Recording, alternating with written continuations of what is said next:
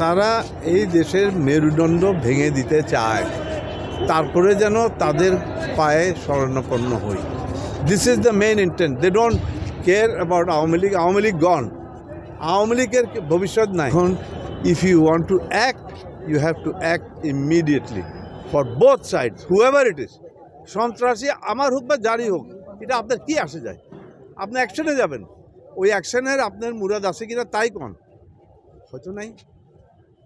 Otherwise অমুকে করেনি সমুকে করছে, আপনি আমার বাইরে বুড়া বয়সে এটা বলে পার পাবেন না।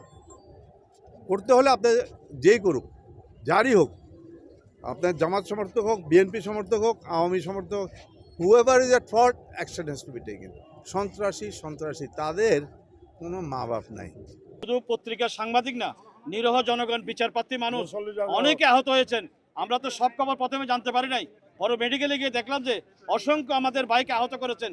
তারা যাওয়ার সময় যাকে পেয়েছেন তাকে আহত করে, মারধর করে, ভাঙচুর করে এই ধরনের ঘটনা করে তারা চলে গেছে।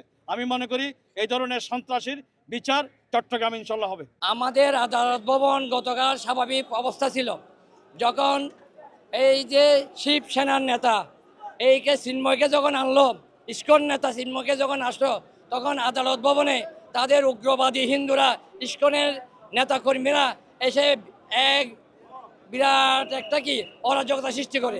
তারা 4 ঘন্টা ধরে তাণ্ডব চালায় এবং চিন্ময়ের যে সরকারি জেলখানার যে গাড়িবহর ওটাকে আটক করে রাখে 4 ঘন্টা ধরে। পুলিশ প্রশাসন কোনো ভূমিকা নেয় নাই।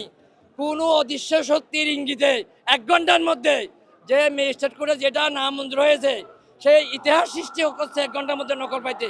যে নকল পাইতে আমাদের 2-3 দিন লাগে, অদৃশ্য হাতের ইঙ্গিতে 1 ঘন্টার মধ্যে নকল নিয়ে তারা মহানগর দায়রা জজ আদালতে মিস মামলা ফাইল করে এবং মহানগর দায়রা জজকে কয়েক ঘন্টা ধরে তারা কি আটকে রেখে তারা বাধ্য করে এটা শুনানির জন্য শর্ট ডেট দেওয়ার জন্য। এবং তারা আজকে মহানগর দায়রা জজের সাথে আমাদের কথা হয়েছে, তাকে বাধ্য করে তারা আজকে শুনানির জন্য তারিখ নিয়েছে এবং তারিখটা কালকে নিতে না পারায় তারা পুরো আদালত ভবনে তাণ্ডব সৃষ্টি করে এবং ভাঙচুর থেকে আরম্ভ করে সব কিছু তারা এখানে করতে থাকে।